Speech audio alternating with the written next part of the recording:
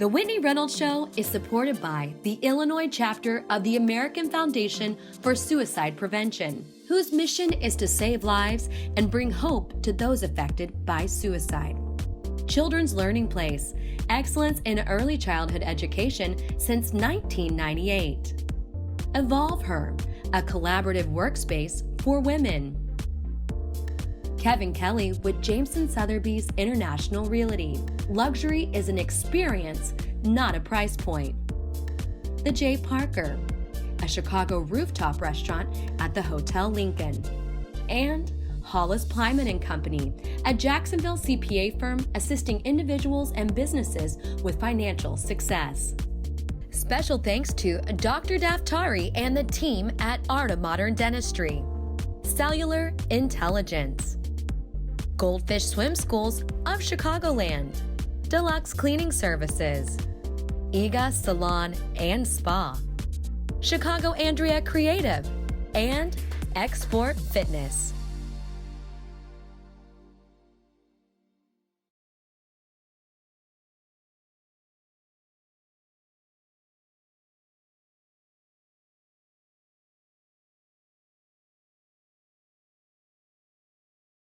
Taken at knife point from a mall with tape over her eyes, sexually assaulted in a forest preserve, and left in a parking garage.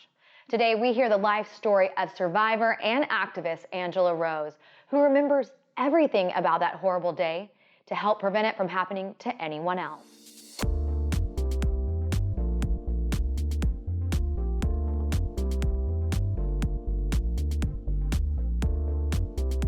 You're watching The Whitney Reynolds Show. Welcome to the show. Thank you so much. So we just heard a little bit about your story. Can you walk us through that day? Absolutely. It was broad daylight on a Saturday evening in July, and it was Woodfield Shopping Mall. And every time we would leave at night with our coworkers, we typically have mall security to walk us. But I had gotten off work early to go to a graduation party. So I didn't think anything of it, broad daylight, and where in the mall the employees had to park in an opposite lot, not where all the shoppers would park. So I remember very vividly carrying a CD in my hand because I love music. I play guitar, I sing, I love music. And I was singing out loud as I was walking towards my car. And you get that spidey sense feeling that something's wrong. And I can remember feeling that there was somebody kind of behind me. And I turn around and there was someone approaching me. And all of my internal alarms are saying, you need to run, you need to get away. But I talked myself out of it because at 17, you don't think that things like that are going to happen. Right. And so I remember my cheeks just turning bright red. I was so embarrassed that this person had heard me singing out loud. And I walked to my car and I put my key into the lock. And all of a sudden I was grabbed from behind. And he had put a knife to my throat. His car was parked very close to mine. So he actually forced me into his car. And in an instant, I was completely powerless. He bound my hands behind my back. He taped my eyes shut. And I took control over the one thing that I had control and power over. And that was my mind. Physically, I couldn't do anything. But I could see down to either side, even though he had taped my eyes shut. And I remember just making sure that this vow that I made to myself, I said, if I get out of this alive, he is not going to get away with it. So you said that, and I just got chill bumps thinking about a little 17-year-old having to vow to herself, I'm not going to let him get away with this if I live. Right. And that is a scary vow to make with yourself. I want to go back to a few points that you just said, because we do have younger viewers that watch. Would you go back to yourself in that moment, walking to the car and saying, if you feel something, like who cares if you run away from someone that might have not been after you? That's right. And I think it's so interesting. We know that human beings are one of the only mammals on the planet that don't listen to their God-given gut instinct of fear. That's interesting. And I think for a lot of, especially if you look at almost, gender stereotypes, women are taught to be, you don't want to make a big deal. Sometimes women are taught to be more submissive and to be more people-pleasing in terms of stereotypes. And so I think that really fed into me just not wanting to make a big deal. I didn't want to, I didn't want to hurt the guy's feelings. I mean, if he was just some random person, but he did have that creepy aura. He looked like a sex offender. Oh, so then he gets you in the car and he, with the knife, I mean, that in itself, when you saw the knife, is that when that moment, like, I could lose my life? It was that, but really it was his behavior. He was so stoic. And I remember asking him, like, we were driving, and I just tried to really personalize myself. And that's what the police say helped to save my life, was that I kept saying, my parents are going to be looking for me. I'm not going to call the police. You just need to let me go. You, as a 17-year-old, were knowing how to negotiate with an offender? And who was on parole for murder, which I didn't know at the time. Yeah, so he tapes your eyes shut, he cuffs you. What then happens? You go make that vow, because that vow to yourself is something I think that is probably one of the reasons you're here today.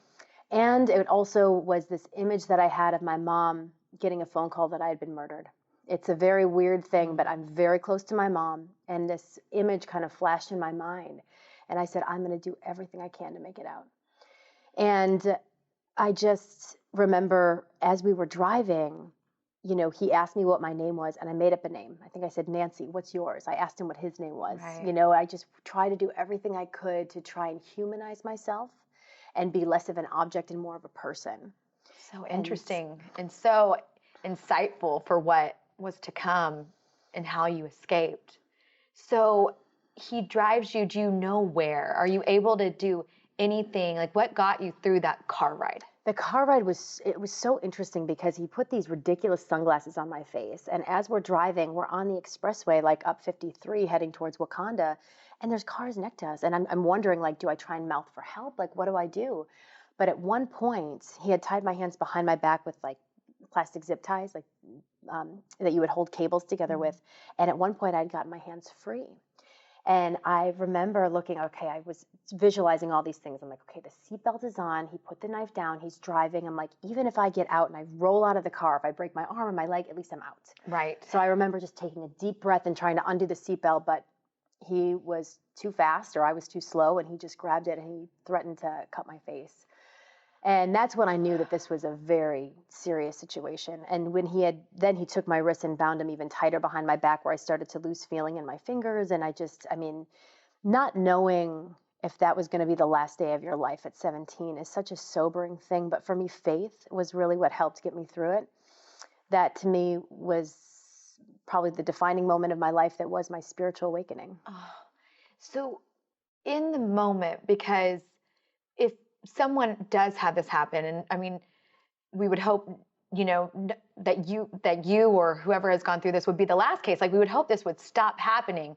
But if someone is in that, would you say, try to remember what's going on? Like, what would be your advice in that car ride to someone else or someone that has been abducted? Well, what's interesting is when you look at the neurobiology of trauma and what happens in the mind of a survivor, oftentimes survivors don't remember things chronologically or remember those details. So when the police and the detectives later questioned me about this, they were so surprised that I was able to remember so many details. I remembered, you know, he had a broken antenna, the city sticker on his car, but that was a very conscious thing that I did. And that was, he taped your eyes shut and then put the glasses, but you were still able to see to either side. And it wasn't very clear.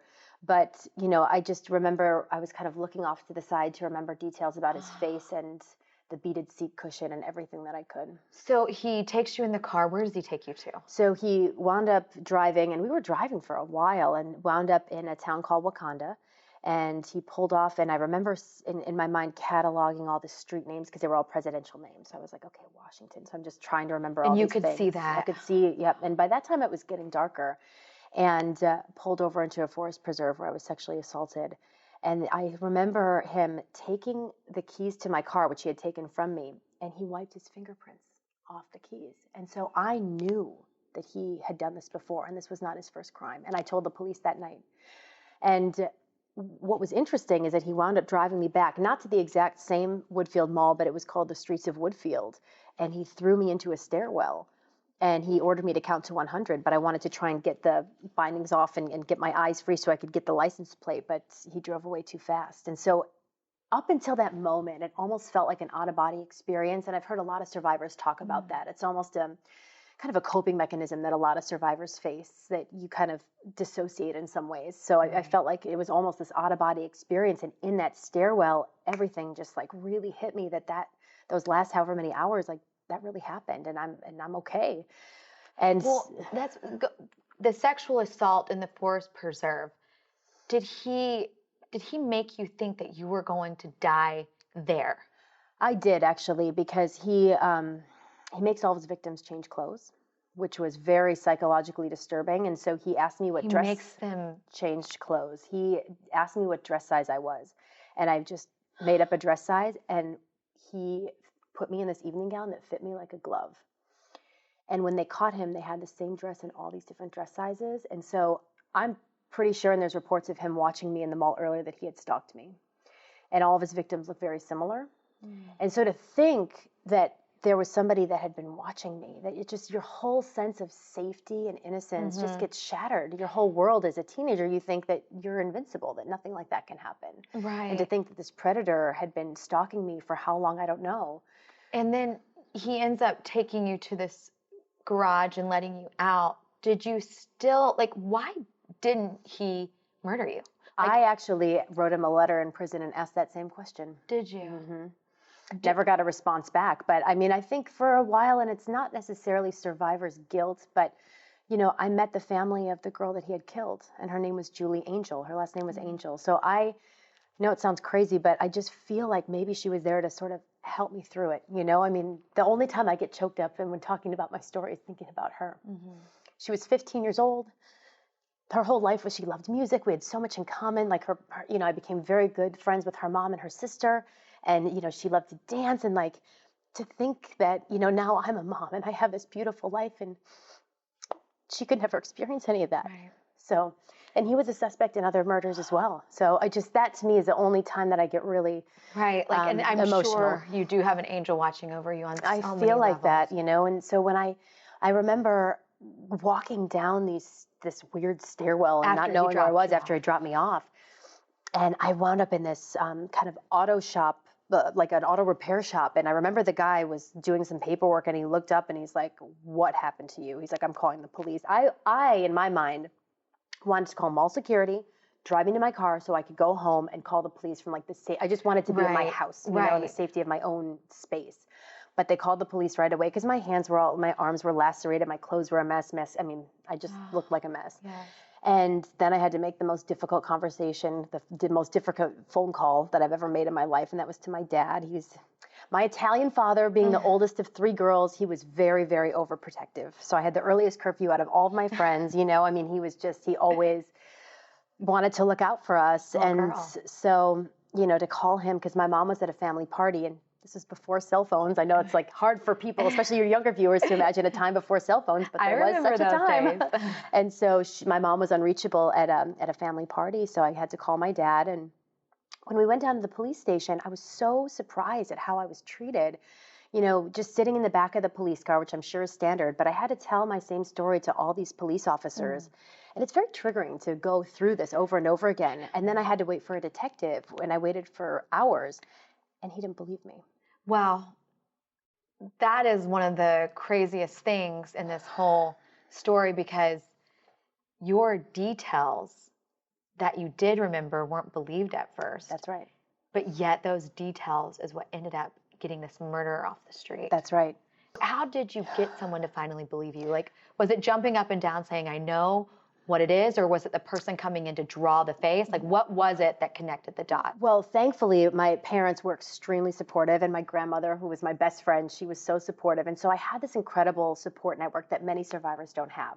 We wrote letters to the police station saying, "Listen, so this is after the night. Like, they went after the home. Night. Nothing happened on my case that night. I mean, I stood up and I clenched my fist. He asked me if I was lying. He basically accused me of lying. He said, "You know, it's not like somebody's MO to just let you go." I mean, he was so, and just the way that he spoke to me was so disrespectful. And I felt so re-traumatized, you know, to be through something like that and to make it through and to want to put this person, whoever this was, behind bars to make sure this didn't happen to anybody else. Right. And then to be basically turned away.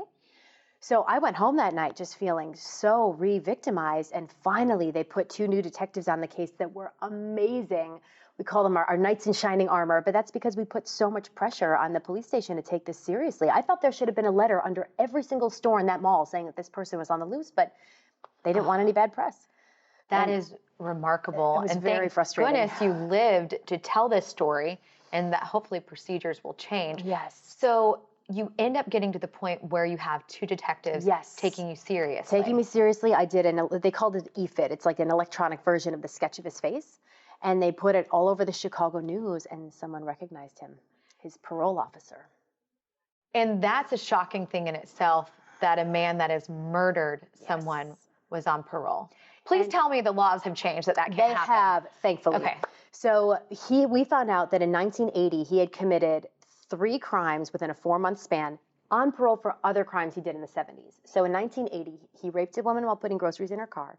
He kidnapped a woman. He got her twice, and I met her. And then he murdered Julie Angel. And that was one of the first cases in Illinois that they used DNA evidence, because with this woman named Deborah, he had abducted her. Once he heard people coming, so he let her go. And she started taking the bus home from work after that, and he got her a second time. And she was on kind of like the floor of his car, and she said, "I'm going to be sick. You need to let me out." So he pulled over and opened the door to let her out, and she jumped up into the driver's seat, got away with his car. And that was one of the first cases in Illinois that they linked fiber samples from his car to fiber samples on Julie's body. And that was... What an amazing woman. Amazing woman. Yeah. And so she was there for me during the trial and through the proceedings, and it so was incredible. He had murdered and had this past, but yet he was still out on parole. He was out on parole for only 6 months when he got me, Whitney. And the first time that I ever came forward on the Chicago news, it was just the back of my head. At 17, I wasn't ready to show my face yet, because there was still shame and embarrassment. And I made a plea. I said, I know there's other girls that he's done this to since he's been out on parole. 4 other girls came forward. My goodness. So I don't think we're ever really going to know how many people he's hurt. And he was a suspect in other murders that he was never convicted of. So it's just crazy to think how one person can impact so many people's lives. Yes. Oh my goodness. And we're going to get back to your story in just a minute, but we wanted to hear from our viewers on how you've taken a difficult situation and used that to help others. Let's take a look. As a child of divorce, I had a friend who was going through a similar situation. I empathized with them by talking about experiences I overcame to similar difficulties that they were going through at the time. In the past, a few years ago, I was actually sexually assaulted, and with my friend Aaron, who's a psychologist, we actually formed a drama therapy group and came up with a play that actually showed the stages of grief and healing of people who've been sexually assaulted. So we're hoping to get that spread and get that more worldwide and known, so we can help more people go through this healthily and not have to worry and know that other people are there to help them. Get social with us. Make your voice heard. Submit your video on WhitneyReynolds.com.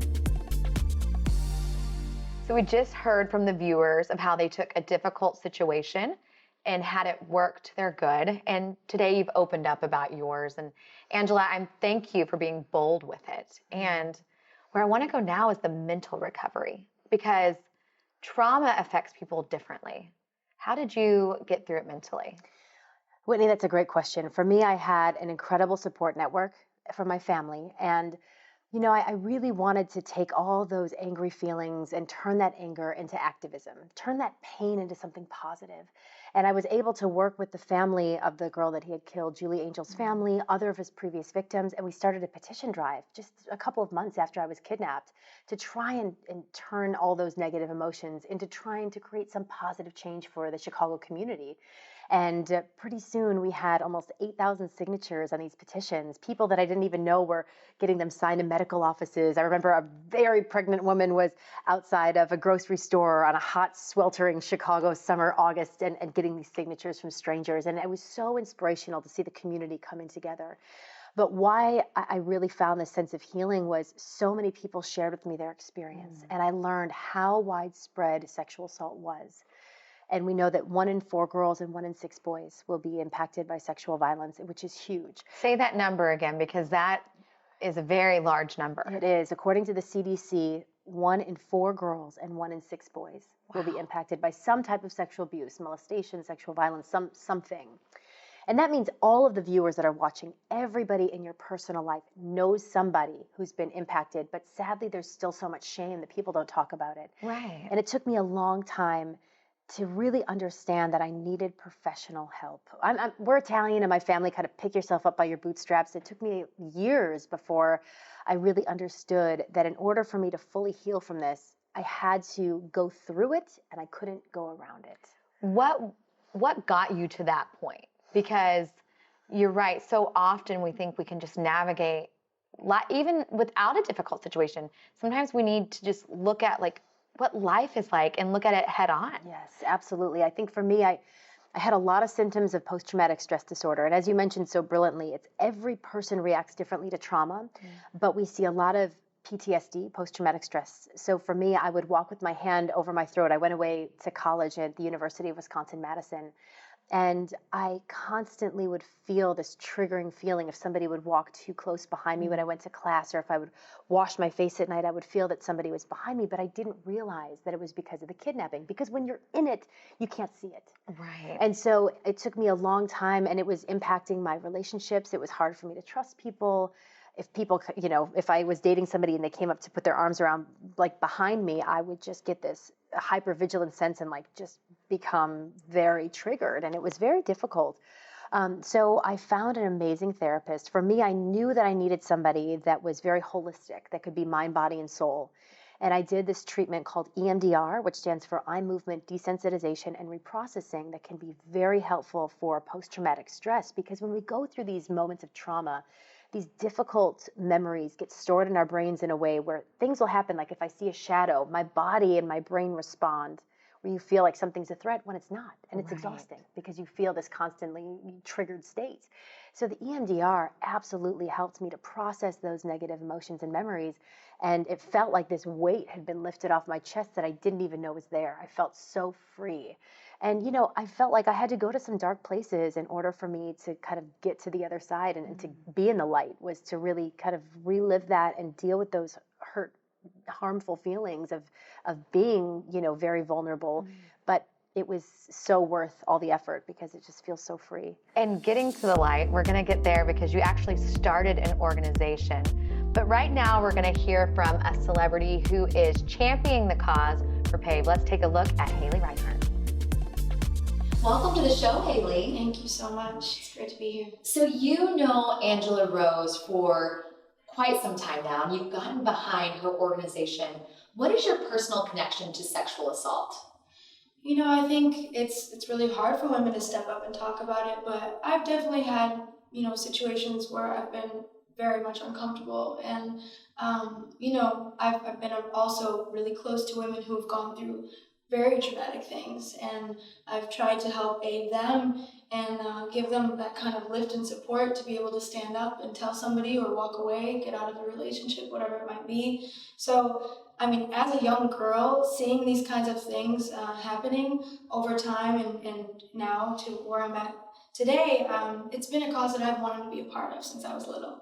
Well, and Angela's story is an extreme measure, but like what you were saying is it can be a little offense, and it's important for women to say, no, all of it actually matters. Right. Nothing is too little when it comes to, your safety and your comfortability, and just being able to walk and walk through life feeling like you don't have to be fearful, So Angela is an incredible woman, and this is now my second year with them promoting PAVE, and they're incredible. It's global education for people, and it's training organization, and they're helping people all over women really prevent these sexual assaults, and they're also really geared towards helping aid all of these women and help heal after they've been through so much. And Angela has her personal experience, so I think, having that and understanding it fully, it's really an incredible cause to be a part of, and they're getting so much support from people. So you started an organization to help your story not happen to others. Tell us about PAVE. Absolutely. Well, PAVE stands for Promoting Awareness, Victim Empowerment. Our website is shatteringthesilence.org, because I think it's so important for people to not feel ashamed. But PAVE is a global education and training organization. And we work across the country with various different audiences. We have an amazing high school program. We train law enforcement to try and make sure what happens to me doesn't happen to any other survivor. We do a lot of work with professional development. Now we're getting more into sexual harassment as well. So we're just really trying to look at all different types of audiences, not only to try and prevent this, but also to help empower survivors. So we have an amazing program that helps to really help people go from victim to survivor to thriver. We have these incredible festivals of healing with trauma-informed yoga, Tai Chi, and it's really amazing to let people be open to different types of therapy. Well, and speaking of thriving, you are a mom, you're married, you don't have to stay there. And I think that's one thing that's beautiful about your story. Yeah, I married my best friend. I'm so lucky. We have such a beautiful life together. And I think it's so important for people to understand that living a happy, joyful life is absolutely possible after trauma. And just, looking at my daughter, that's another thing that I just want to make sure that I can try and change the world, to make sure that she can feel safe to go to school, feel safe to walk down the street. And that's something that I'm so passionate about. So that's why this work continues. Well, and you are doing just that. You are shattering the silence. For more information on today's show or to find out about our wonderful guest, Angela, go to WhitneyReynolds.com, and thank you for being with us today. Thank you so much. Go beyond the interview with Whitney Reynolds in her 52-week guide of inspiration. The book goes deeper with the stories you see on The Whitney Reynolds Show. To order your copy for $12.95 plus shipping and handling, go to WhitneyReynolds.com/store and use code PBS. The Whitney Reynolds Show is supported by the Illinois chapter of the American Foundation for Suicide Prevention, whose mission is to save lives and bring hope to those affected by suicide. Children's Learning Place, excellence in early childhood education since 1998. Evolve Her, a collaborative workspace for women. Kevin Kelly with Jameson Sotheby's International Realty. Luxury is an experience, not a price point. The J. Parker, a Chicago rooftop restaurant at the Hotel Lincoln. And Hollis Plyman & Company, a Jacksonville CPA firm assisting individuals and businesses with financial success.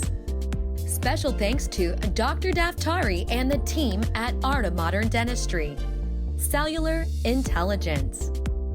Goldfish Swim Schools of Chicagoland. Deluxe Cleaning Services. Iga Salon and Spa. Chicago Andrea Creative. And Export Fitness.